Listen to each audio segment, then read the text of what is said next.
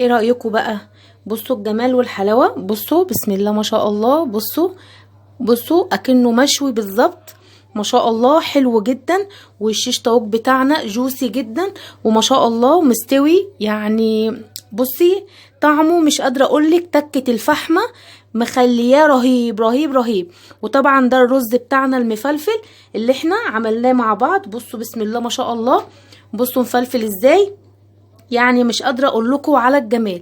طبعا برضو فطفيت فحمه في قلب الرز بتاعنا، ما شاء الله حلو جدا. وان شاء الله الوصفه هتعجبك والتتبيله بتاعتي هتعجبك. قبل ما ابدا في المقادير هقول لك ما تنسنيش في اللايك والاشتراك وتفعيل الجرس عشان يوصل لك كل جديد. ويلا نروح نشوف المقادير وطريقه التحضير.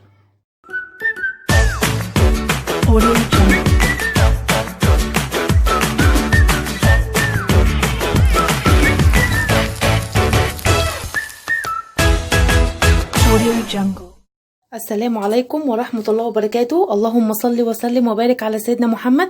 معاكم وصفات سمسم صحي ومتنوع. ازيكم حبايب قلبي، عاملين ايه؟ يا رب تكونوا بأتم صحة واحسن حال ان شاء الله. النهارده انا هعمل لكم شيش طاووق بتتبيله مميزه جدا، تتبيله هنديه ما شاء الله، ريحتها وطعمها وشكلها تحفه جدا.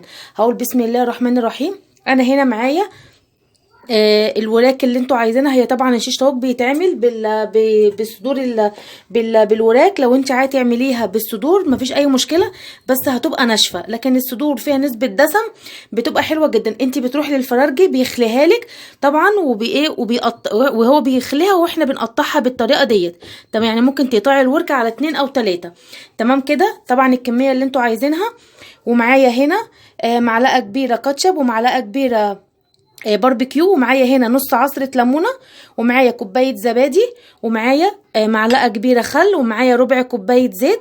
وهنا التوابل بتاعتي معايا هنا معلقة صغيرة جنزبيل، مع ربع معلقة قرفة، معلقة صغيرة بصل بودر، معلقة صغيرة توم بودر، ومعلقة صغيرة فلفل، ومعلقة صغيرة بابريكا، وهنا معلقه كمون صغير، يعني كل حاجه معلقه صغيره، ومعلقه كزبره. وهنا دي التوابل الفراخ بتاعتي انا عاملاها. ان شاء الله هبقى اعمل لكم حلقه مخصصه اللي انا اعمل فيها التوابل بتاعتي بدل ما بنشتري من بره من عند العطار. ومعايا هنا معلقه ملح كبيره. طبعا برضو مش هقولك الملح دوت ملوش معايير، هو كل ملح حسب التتبيله بتاعته. تمام كده. هقول بسم الله الرحمن الرحيم.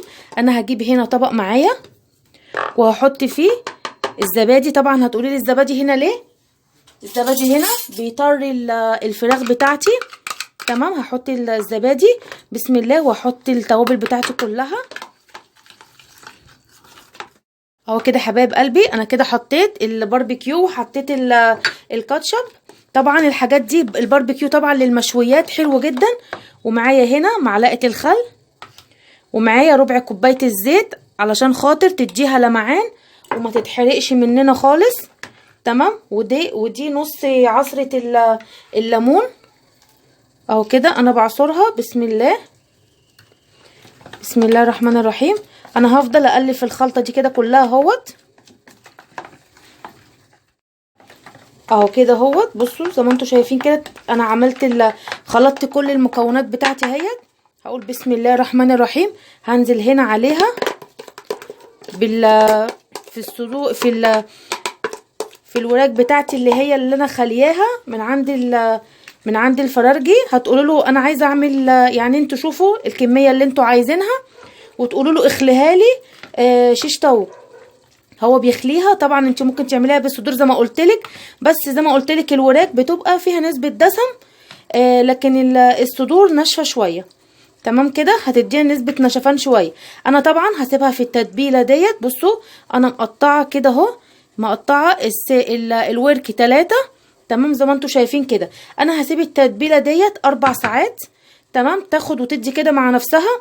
ولو انتوا عايزينها من بالليل يستحسن. انا هغطيها وهسيبها 4 ساعات، وبعد كده حبايبي هنشوف هنعمل ايه.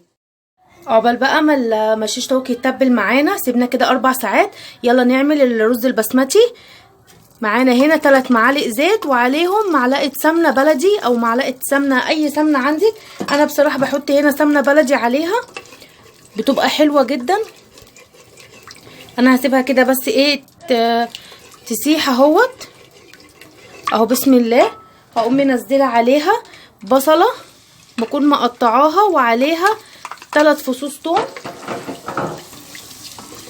اهو كده. بسم الله الرحمن الرحيم. السمنه البلدي دي طبعا انا هعمل لهم رز بسمتي، يعني بصي مش هتختلف، الطعم مش هيختلف اي حاجه عن بتاع بره خالص، ما شاء الله هيبقى طعم وريحه مش قادره اقول لكم يعني. انا هسيب بس كده البصله بتاعتي تدبل شويه، انا مش عايزاها تتحمر ولا عايزاها تصفر حتى، هي بس تدبل اهو. بصوا كده حبايب قلبي اهو، بس البصله بس يعني دبلت بس شويه، انا مش عايزاها تصفر ولا حتى ولا تغمق ولا اي حاجه، هي بس تدبل بس. هقوم منزله على البهارات بتاعتي. طبعا انتوا عارفين انا عملته قبل كده.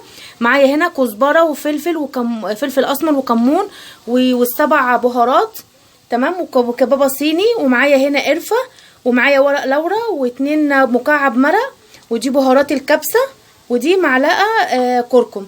هحط كل الحاجات دي هنا كده. بسم الله الرحمن الرحيم.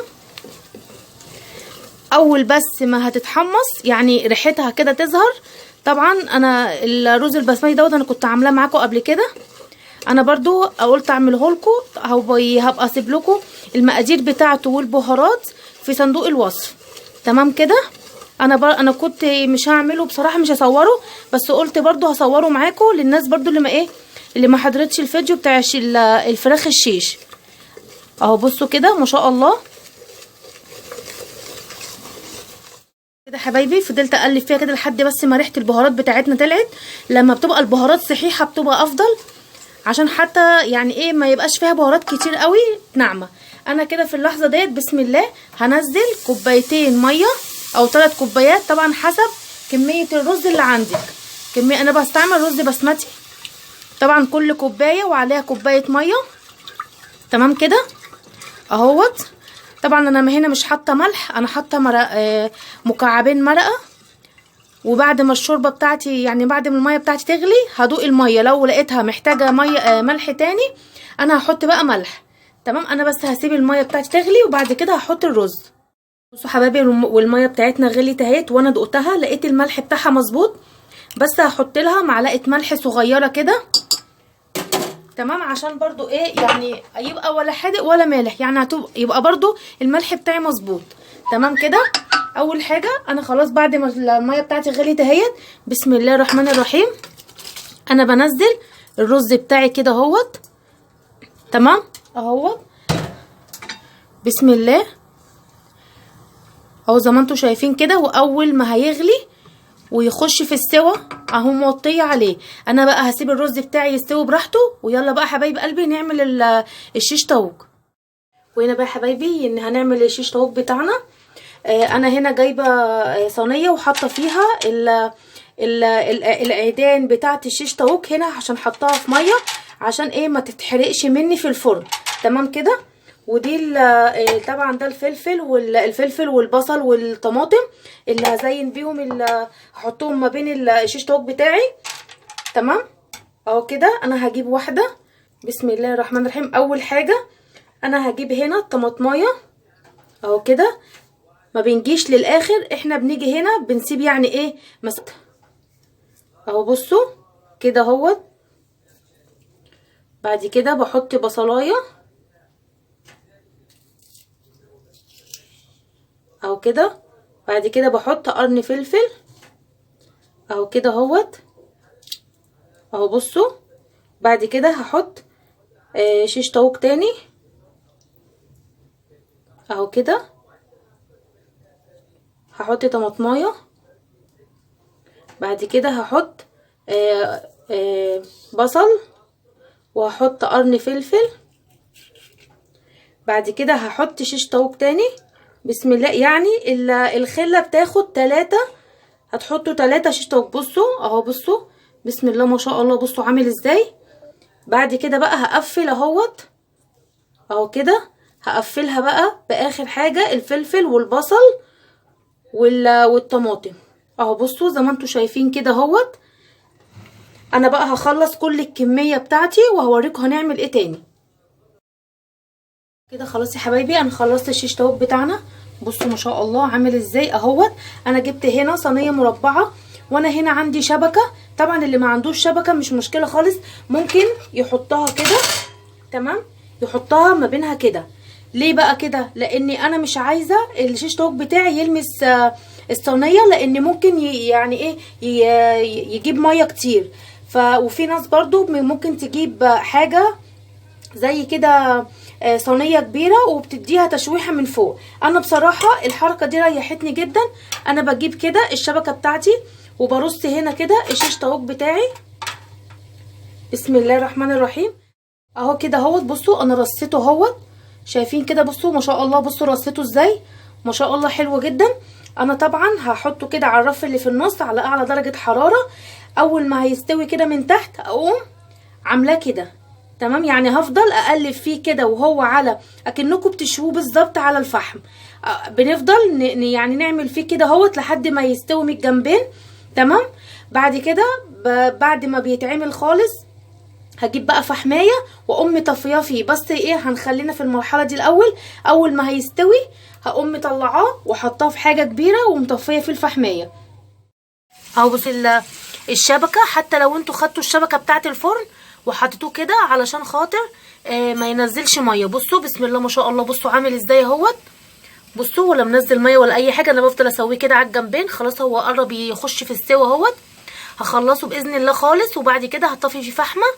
هجيب يعني حاجه غويطه كده وهطفي فيه فحمه باذن الله، وهوريكم الشكل النهائي. ده بقى يا حبايب قلبي الشكل النهائي للشيش طاووق بتاعنا. بصوا ما شاء الله حلو جدا. بصوا يعني اكنه مشوي بالظبط. طبعا انا بعد ما طلع من الفرن بتاعتي انا طفيت فيه فحمايه وغطيتها لحد ما الدخان كله دخل في قلب الشيش بتاعنا. بصوا بسم الله ما شاء الله، بصوا الجمال والحلاوه، اكنه مستوي على الفحم او على الجريلا، ما يقولش اللي هو مستوي في فرن البوتاجاز. بصوا الطراوه بتاعته اهو. ده انا كنت بتكلم فيه، ان لما بتحطيه في الصينيه مباشره بينزل كل الميه بتاعته. الشبكه ديت بتخليه يحتفظ بالميه بتاعته، بيبقى جوزي جدا. ممكن بدل ما الشبكه، لو انت ما عندكيش الشبكه اللي انا جايباها ديت، ممكن تاخدي شبكه الفرن. يعني احنا بنقدر نصرف نفسنا باي حاجه. وده طبعا الرز البسمتي اللي احنا عملناه. بصوا بسم الله ما شاء الله مفلفل ازاي، بصوا الجمال ما شاء الله، حلو جدا. والتتبيله بتاعته رائعه. طبعا برضو انا طفيت فحمه في قلب الرز البسمتي بتاعنا دوت. ما شاء الله يعني وجبه رائعه ووجبه كامله متكامله. ان شاء الله باذن الله الوصفه تعجبكم والتتبيله بتاعتي تكون خفيفه على قلبكم. وان شاء الله قبل ما اختم معاكم الحلقه هقول لكم ما تنسونيش في اللايك، لان اللايك ده هو اللي بيدعمني وبيحفزني اعمل فيديوهات كتير جدا. وان شاء الله الفتره اللي جايه هكون معاكم متواجده معاكم باذن الله، وكل حاجه تعجبكم باذن الله هتلاقوها عندي. وهقول لكم استودعكم الله الذي لا تضيع ودائعه، والسلام عليكم ورحمه الله وبركاته.